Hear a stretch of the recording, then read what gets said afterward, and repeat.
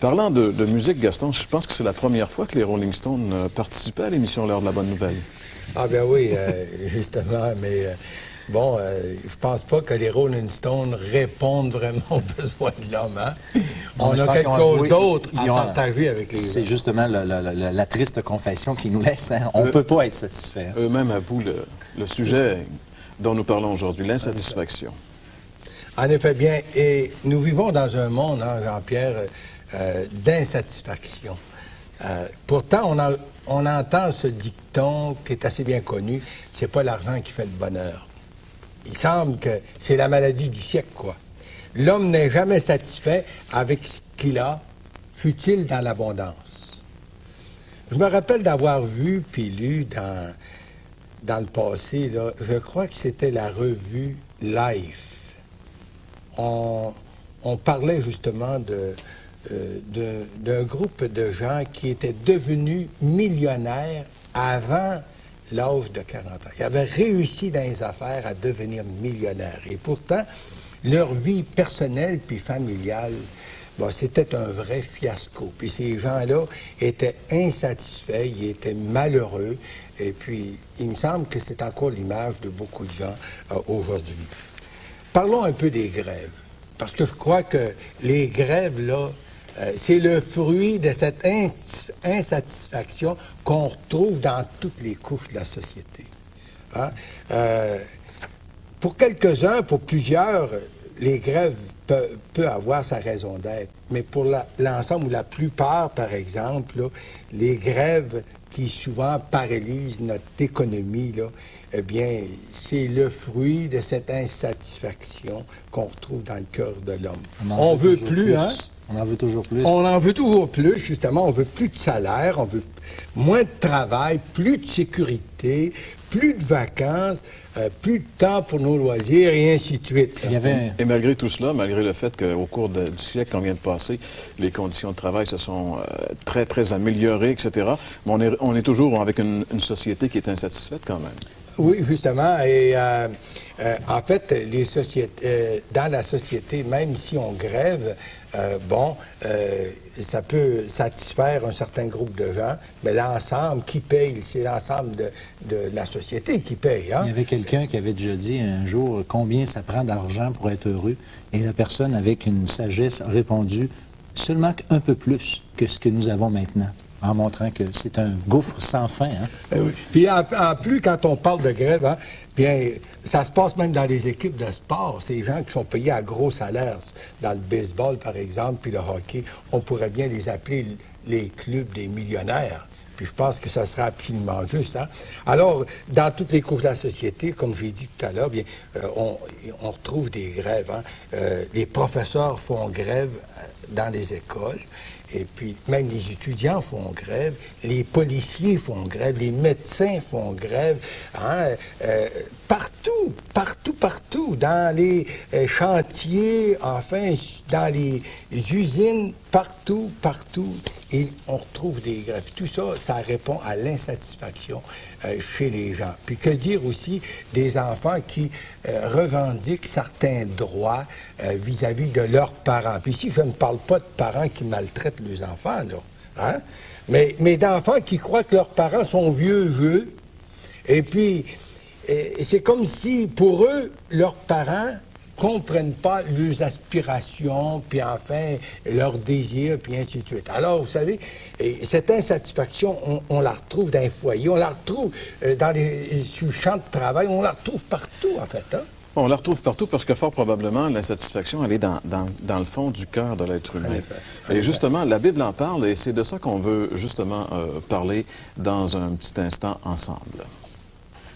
L'insatisfaction, c'est, selon la définition qu'en donne le dictionnaire, l'état de celui ou de celle à qui il manque quelque chose. Être insatisfait, c'est manquer de quelque chose. Et ça me fait penser à cette citation qu'on attribue à saint Augustin, ce grand théologien du 4e siècle, qui disait que dans le cœur de tout être humain, il y a un vide qui a la forme de Dieu et que seul Jésus-Christ peut combler. C'est pas vraiment, Jean-Pierre, une insatisfaction, c'est pas un manque de quelque chose, c'est un sentiment qu'il nous manque quelque chose. il y a quand même une nuance à faire, je pense, qui est importante. C'est pas le fait qu'on manque de quelque chose, on a l'impression qu'il nous manque quelque chose. C'est parce qu'il nous manque vraiment quelque chose. Mais en réalité, ce qu'il nous manque, c'est pas quelque chose, mais c'est quelqu'un, comme on va le révéler au cours de notre émission. Ouais. Et c'est intéressant, lorsqu'on lit les évangiles, par exemple, on voit dans les rencontres que Jésus a fait avec les gens, il a rencontré beaucoup de personnes qui justement, dans ces rencontres, leur insatisfaction a été mentionné ou amené à la lumière. On pourrait penser à Nicodème, on a parlé un peu de lui dans des émissions antérieures. Nicodème, ce chef religieux, cet homme qui avait la connaissance théologique, qui avait le prestige de sa position, qui était un homme, enfin, en qui on pourrait dire vraiment tout lui a réussi, eh bien cet homme-là était vide à l'intérieur. C'est pour ça qu'il est venu de nuit voir Jésus, parce qu'il croyait que Jésus pouvait lui apporter quelque chose. Pourquoi? Parce qu'il était vraiment conscient qu'il lui manquait quelque chose. On pourrait parler également de cet autre personnage assez folklorique des évangiles, Zachée, cet homme qui était un percepteur d'impôts pour la solde des Romains, donc un homme qui était très, très riche, mais à qui Jésus un jour a donné rendez-vous dans sa maison. Et puis Zachée, malgré le fait qu'il était très riche, il n'était certainement pas un homme très populaire cependant, mais il était très riche, mais cet homme-là, il lui manquait quelque chose parce qu'il était tellement heureux le jour où Jésus est venu chez lui qu'il a dit à Jésus, je donne la moitié de mes biens aux pauvres. C'était la conséquence de la joie qui l'a habité alors que maintenant, il était pleinement satisfait. On pourrait parler aussi de Pilate. François nous a parlé de Pilate dernièrement. Et quand on regarde les questions que Pilate posait, on voit que c'était un homme angoissé. Pilate n'était pas un homme en paix. C'était un homme qui, justement, était insatisfait également, malgré le fait que probablement que dans la province de Palestine, à l'époque, c'était probablement l'homme le plus important, le plus influent. Il avait pouvoir de vie et de mort sur les gens qui vivaient dans cette province romaine. Mais malgré tout cela, cet homme-là était insatisfait. Pourquoi? Parce que ni la richesse, ni la célébrité, ni l'influence peut satisfaire l'homme. On pourrait penser particulièrement, je crois que le personnage de notre époque qui a le mieux cristallisé cette pensée, ce serait le chanteur Elvis Presley, qui dans les années 50 est devenu très, très populaire. Et on sait que cet homme-là, je veux dire, ça fait plus que 20 ans qu'il est mort, et encore aujourd'hui, il y a une foule d'imitateurs. Il est resté un idole, cet homme-là. Mais cet homme-là, on dit que malgré la richesse, malgré la célébrité, cet homme-là était foncièrement malheureux. D'ailleurs, il est mort jeune parce qu'il était rongé par l'angoisse. C'était un homme qui prenait de la drogue pour essayer de s'évader. Pourtant, quand on regarde de l'extérieur un individu comme celui-là, on peut dire, si lui n'est pas satisfait, qui finalement peut l'être satisfait sur la Terre? Ça démontre que la popularité, ça comble pas cette insatisfaction qu'on retrouve dans le cœur humain. Malgré qu'il faisait envie. Hein. C'est évident que ce gars-là fait envie, même encore aujourd'hui. Même 20 ans après sa mort. C'est ça. Puis lui, probablement, il aurait éventuellement changé facilement avec certaines autres personnes qui semblaient heureux dans la simplicité lorsque lui était dans la mort. Alors, lorsqu'on réfléchit sur des personnages comme ceux-là qui marquent l'humanité quand même, cet homme-là a marqué l'humanité. Lorsqu'on réfléchit sur ces gens-là, on devrait normalement en arriver à la conclusion que c'est pas dans cette direction-là qu'on va trouver la satisfaction, même si la majorité de l'humanité continue de courir dans ces sentiers-là qui ont démontré qu'ils étaient des cul-de-sac depuis fort longtemps. Mais dans la Bible, parce que nous, on veut se baser sur les Écritures, dans la Bible, cette vérité de l'insatisfaction, elle est clairement illustrée par la rencontre que Jésus a fait avec un homme. La Bible l'appelle un jeune homme, Matthieu par exemple, et tous les trois évangiles qu'on appelle les synoptiques, Matthieu, Marc et Luc, nous parlent de cette caractéristique. Cet homme était jeune, il était très riche. Les trois évangiles nous disent qu'il était non seulement riche, mais très riche. Et l'évangile de Luc nous dit que c'était un chef du peuple. Donc on peut en déduire qu'il ne pouvait pas être un chef politique, mais probablement un chef religieux, donc le chef de la synagogue, donc certainement un des hommes importants en Israël. Il était jeune, il était riche, il était influent et il était vide. Pourquoi on peut le dire? Parce qu'il vient voir Jésus. Les évangiles nous montrent que cet homme est venu vers Jésus et il était insatisfait, il lui manquait quelque chose. Qui croyait que seul Jésus pouvait... Enfin, il croyait que Jésus pouvait peut-être lui donner ce qui lui manquait. Dans l'Évangile selon Luc, chapitre 18 et le verset 18, on peut lire ensemble ce verset. Il est dit, un chef interrogea Jésus et dit, « Bon maître, que dois-je faire pour hériter de la vie éternelle? » Alors cet homme, ce qui est intéressant, il est venu à Jésus. Donc on peut dire qu'il est venu à la bonne personne, parce que Jésus, il est celui qui est la vérité. Jésus sait tout et peut répondre à toutes nos aspirations. Alors il vient vers Jésus et puis il lui pose la bonne question. Il lui dit, qu'est-ce qu'il faut que je fasse pour avoir la vie éternelle? Alors Jésus va lui donner la bonne réponse. Ça montre que ça, c'était sa préoccupation, là. La vie éternelle, pour lui, il savait qu'il l'avait pas, puis il pensait que Jésus avait la réponse pour lui.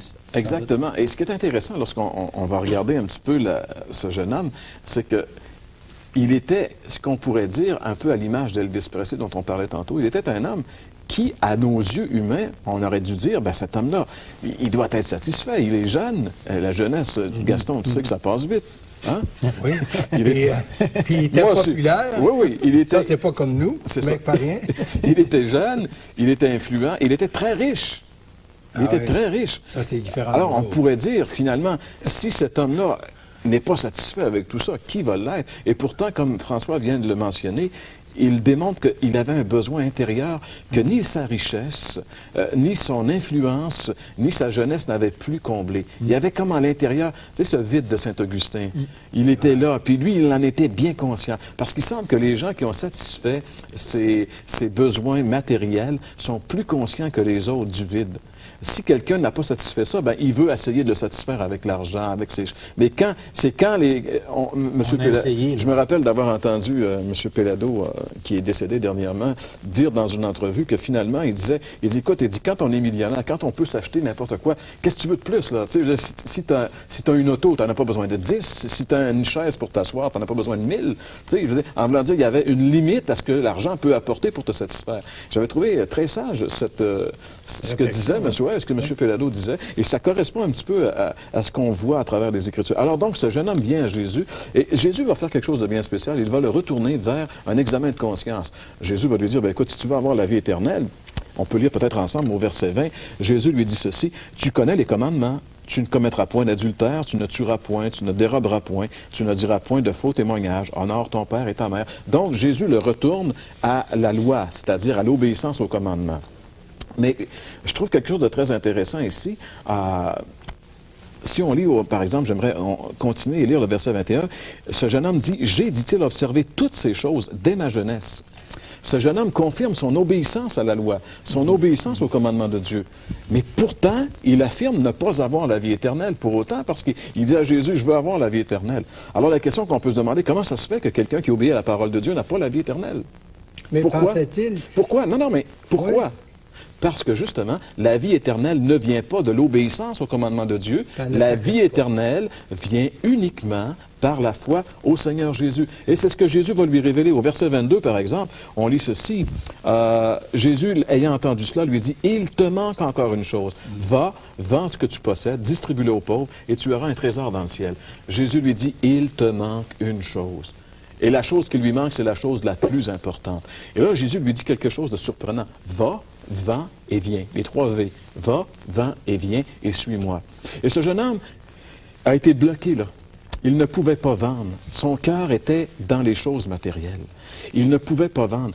Et ce dont il avait le plus besoin, c'était Jésus. Jésus aurait satisfait ce jeune homme. Il lui aurait donné la vie éternelle. Mais il ne pouvait pas l'avoir. Pourquoi? Parce que son cœur était dans ses richesses. Fort probablement que si ce jeune homme était parti puis avait dit à Jésus, « Hey Jésus, attends un peu, je vais aller vendre ce que je possède puis je vais revenir. » Fort probablement que Jésus lui aurait dit simplement, « Écoute, laisse faire. Je sais que tu vas me suivre. Je sais maintenant que tu me crains. » Un peu comme ça s'est passé avec Abraham et son fils Isaac.